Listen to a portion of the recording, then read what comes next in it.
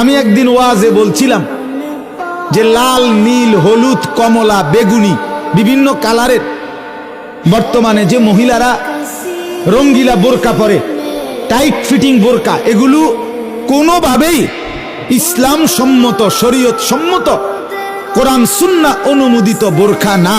এটি বোরকাও না, বোরকার জাতও না। বোরকা এত টাইট হয় না, বোরকা এত রঙ্গিলা হয় না, এটারে কোনো বোরকা বলে না। এটা আরেকটা কি থ্রি পিস। আমরা যেমন ভিতরে একটা গেঞ্জি গাও দিছি, পূর্বে আরেকটা জামা গাও দিছি।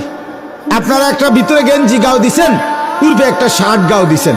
এ বুড়িও ভিতরে একটা জামা গাও দিছি, এটার উপরে আরেকটা জামা গাও দিছি। আর কি?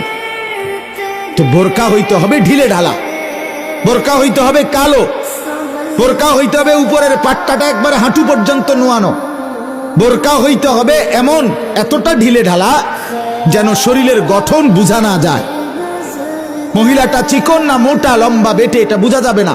বিশেষ করে তার অঙ্গ প্রত্যঙ্গ বোঝা যাইতে পারবে না, নাই তো এটা বোরকা না।